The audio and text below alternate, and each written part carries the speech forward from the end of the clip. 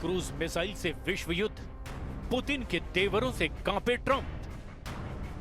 रूस में एक गोपनीय वॉर रूम में जिस वक्त रूस के राष्ट्रपति व्लादिमीर पुतिन रूसी सेना के chief commander general Valery Gerasimov से मिले तो उनके चेहरे पर हल्की मुस्कान साफ दिखाई दे रही थी।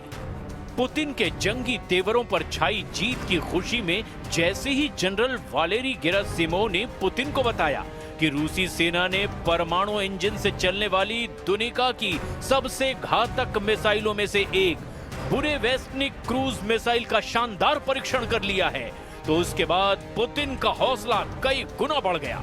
जबकि दूसरी तरफ अमेरिकी राष्ट्रपति ट्रंप, यूक्रेन के राष्ट्रपति ज़ेलेंस्की और नेटो के चीफ मार्क रूटे के चेहरे पर हवाइयां उड़ने लगी। रूस ने परमाणु ऊर्जा से चलने वाली बुरेवेस्टनिक क्रूज मिसाइल को दाग कर दो टूक धमकी दे दी है कि अमेरिका और नेटो की जिद के चक्कर में तीसरा विश्व युद्ध हुआ तो रूसी सेना परमाणु इंजन वाली बुरेवेस्टनिक क्रूज मिसाइल से अमेरिका तक विनाश मचा देगी। हम आपको दिखाने जा रहे हैं कि पुतिन ने नए परमाणु ब्रह्मास्त्र बुरेवेस्टनिक की वो सच्चाई जो यूक्रेन से लेकर यूरोप तक एक भी दुश्मन को जिंदा नहीं छोड़ेगी। अब आपको दिखाने जा रहे हैं कि 4 साल से यूक्रेन की मदद करने वाले 41 देश कैसे रूसी सेना के सामने पस्त पड़ते जा रहे हैं। हम आपको ये भी दिखाने जा रहे हैं कि क्योंकि यूक्रेन के अंदर से आवाज उठने लगी है कि यूक्रेनी सेना के चीफ जनरल ओलेक्जेंड्र सिरस्की रूस पर जीत के झूठे दावे कर रहे हैं। हम शुरुआत करते हैं ट्रंप के उस खौफ से जिसे पुतिन ने दुनिया को 21 अक्टूबर को दिखाया, यानी रूस की पहली परमाणु ऊर्जा से चलने वाली बुरेवेस्टनिक क्रूज मिसाइल। 15 घंटे उड़ान, 14,000 किलोमीटर की दूरी, पुतिन ने उड़ाया परमाणु परिंदा।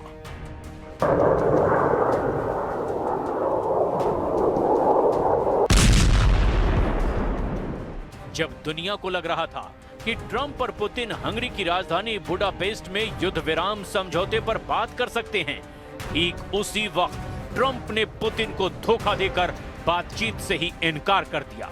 अमेरिका, नेटो और यूरोप को लगा कि रूस कागज का शेर है, उसके पास पैसों की कमी है, रूसी सैनिक बड़ी संख्या में मारे जा रहे हैं। ऐसे में पुतिन को ताकत के दम पर युद्ध रोकने के लिए मजबूर किया जा सकता है। लेकिन जैसे ही पुतिन ने अपने असली जंगी तेवर दिखाने शुरू किए, अमेरिका, यूरोप, नेटो के होश फाख्ता हो गए। पुतिन ने नहले पर ऐसा दहला मारा कि अब ट्रंप की बोलती बंद हो गई है। पुतिन वाकई जंग के असली बाजीगर और उस्ताद साबित होते जा रहे हैं। जिस वक्त नेटो के हथियार और सैनिक अमेरिका की मिसाइलें, रॉकेट और ड्रोन रूस को तबाह करने में जुटे, ऐसे वक्त में ही पुतिन ने 7 दिन के अंदर पहले जबरदस्त परमाणु अभ्यास से कोहराम मचाया और फिर बुरेवेस्टनिक क्रूज मिसाइल को दाग करके अमेरिका को ही सदमे में डाल दिया। बुरेवेस्टनिक जमीन से दागी जाने वाली वो फ्लाइंग न्यूक्लियर पावर से ऑपरेट होने वाली क्रूज मिसाइल है जो न्यूक्लियर वॉरहेड ले जा सकती है। क्रूज मिसाइल की खासियत ये होती है कि इसे इंटरसेप्ट करना बेहद मुश्किल है। बुरेवेस्टनिक की सबसे बड़ी खासियत यह है कि इसकी कोई रेंज नहीं होती। इसमें न्यूक्लियर रिएक्टर लगाए गए हैं जिससे इसे लगातार असीमित ऊर्जा मिलती रहती है। इससे इसकी रेंज भी असीमित है। रिपोर्ट्स में कहा गया कि ये 20,000 किलोमीटर तक एक बार में लगातार उड़ान भर सकती है और कई दिनों तक लगातार हवा में रह सकती है। इसके अलावा इसकी सबसे खतरनाक बात यह है कि ये जमीन से सिर्फ 50 से 100 मीटर की ऊंचाई पर उड़ान भर सकती है, जिससे इसे किसी भी रडार के लिए ट्रैक करना लगभग नामुमकिन हो जाता है। डिफेंस एक्सपर्ट्स का कहना है कि मिसाइल का इंजन ठोस ईंधन बूस्टर से उड़ान भरता है, फिर परमाणु रिएक्टर हवा को गर्म कर थ्रस्ट पैदा करता है, जिससे ये मिसाइल लगातार उड़ान भर सकती है। लेकिन इस मिसाइल की एक सबसे खतरनाक बात यह भी है कि इससे रेडिएशन का खतरा लगातार बना रहता है। अमेरिकी एक्सपर्ट्स के मुताबिक अगस्त 2024 के सैटेलाइट तस्वीरों के आधार पर यह अनुमान लगाया गया कि बुरेवेस्टनिक क्रूज मिसाइल को मॉस्को से लगभग 475 किलोमीटर उत्तर में वोलोब्दा 20 या चेपसारा नामक परमाणु हथियार अड्डे पर तैनात किया गया। पूरे वेस्टनिक के लिए 9 क्षैतिज लॉन्च पैड के निर्माण के सबूत भी मिले हैं। You know, we have a nuclear submarine, the greatest in the world, right off their shores. So I mean, it doesn't have to go 8,000 miles, and they're not playing games with us. We're not playing games with them either. We test missiles all the time, but you know, we do have a submarine, a nuclear submarine. We don't need to go 8,000 miles, and I don't think it's an appropriate thing for Putin to be saying either. By the way, he ought to get the war ended. A war that should have taken 1 week is now in its soon 4th year. That's what he ought to do instead of testing missiles. अब सवाल ये उठता है कि London में Zelensky ने 20 यूरोपीय देशों के साथ जो रूस के खिलाफ जंग की प्लानिंग की, क्या वो रूसी तैयारियों से मुकाबला कर पाएंगे? क्या कोलिशन ऑफ द वेलिंग का रत्ती भर असर भी पुतिन पर पड़ेगा? इसका जवाब है बिल्कुल नहीं, क्योंकि जब से ट्रंप ने रूस की तेल कंपनियों पर सख्त प्रतिबंध लगाए हैं, उसके बाद से यूक्रेन की राजधानी कीव पर रूस ने ताबड़तोड़ मिसाइलों और बमों से हमला कर दिया है। दावा ये किया जा रहा है कि पूर्वी और दक्षिणी यूक्रेन के प्रांतों पर रूस ने हमलों को अब 20 गुना तक बढ़ा दिया है। पुतिन ने भी परमाणु ड्रिल में शामिल होकर दिखा दिया है कि रूस की यार्स परमाणु क्षमता वाली मिसाइल अमेरिका को मिनटों में ही तबाह कर सकती है। पुतिन के एटमी तेवरों को देखने के बाद से ही ट्रंप की बोलती बंद हो गई है और तेवर तो पूरी तरह से ही ढीले पड़ गए हैं। 78% यूक्रेन पर जीत, सन्नाटे में ट्रंप। लगभग 4 सालों से रूसी सेना यूक्रेन को रौंदती चली जा रही है। यूक्रेन के 4 प्रांत पर रूस का लगभग पूरा कब्जा हो चुका है। कुल मिलाकर यूक्रेन के 5 प्रांत पुतिन की मुट्ठी में आ गए हैं। लेकिन हैरानी की बात तो यह है कि ट्रंप को अमेरिका का राष्ट्रपति बने हुए 9 महीने से ज्यादा का वक्त हो चुका है, लेकिन अभी तक ट्रंप पुतिन से यूक्रेन की 1 इंच जमीन भी नहीं छुड़वा पाए हैं। हैरानी की बात तो ये भी है कि ये हाल तब है जब यूक्रेन को 41 देशों से सीधी सैन्य सहायता और मदद मिल रही है। इसके बावजूद नेटो और अमेरिका मिलकर रूस को सीज फायर के लिए मजबूर नहीं कर पाए हैं। जब से ट्रंप ने रूस पर सख्त प्रतिबंध लगाए हैं, उसके बाद से तो हालात और ज्यादा खराब हो गए।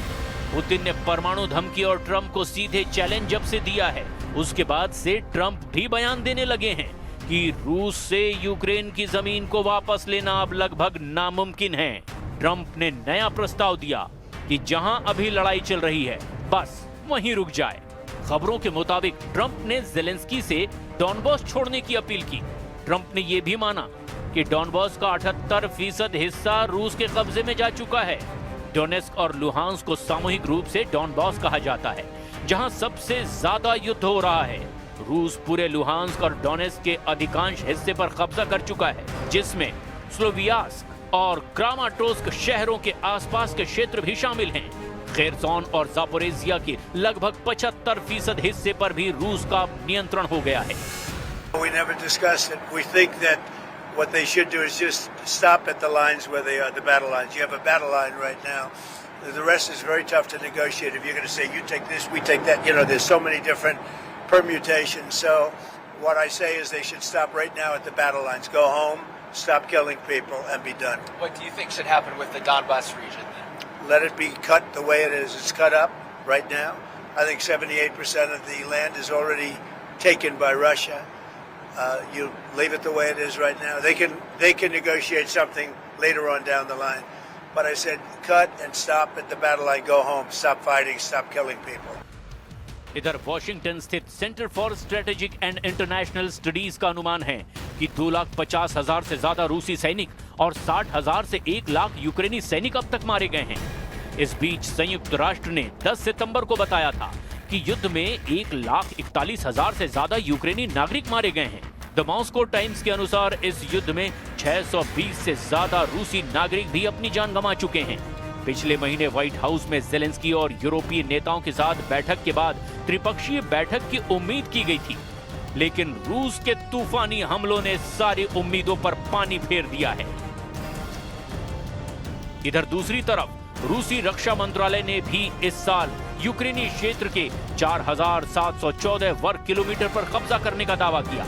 वॉशिंगटन स्थित think tank institute for the study of war यानी ISW का अनुमान है कि रूसी दावों का वास्तविक आंकड़ा 3,434 वर्ग किलोमीटर के करीब है। रूस कब्जे का ज्यादा इलाका बता रहा है। खबर यह है कि 25 से 29 सितंबर के बीच रूसी सेनाओं ने निप्रोपेट्रोव्स्क में कलिनोवस्कोय और स्टेपोवॉय और डोनेट्स्क के डेरिलोवो, मेस्कोय, सेंड्रीगोलोवो और किरोवस्क पर कब्जा करने का दावा किया। रूस की सेना ने सितंबर में यूक्रेन के 447 वर्ग किलोमीटर यानी 172.6 वर्ग मील क्षेत्र पर कब्जा कर लिया। अमेरिका स्थित युद्ध अध्ययन संस्थान के विश्लेषण से यह पता चला कि जुलाई में 634 वर्ग किलोमीटर इलाके पर कब्जा करने के बाद से ये गति धीमी हो रही है। अब ऐसे हालात में अगर पुतिन आर पार की जंग करने के लिए रूसी परमाणु परिंदे बुरे बैलिस्टिक क्रूज मिसाइल को जंग में उतार देते हैं तो यकीन मानिए यूरोप से लेकर अमेरिका तक एक भी रूसी दुश्मन जिंदा नहीं बचेगा।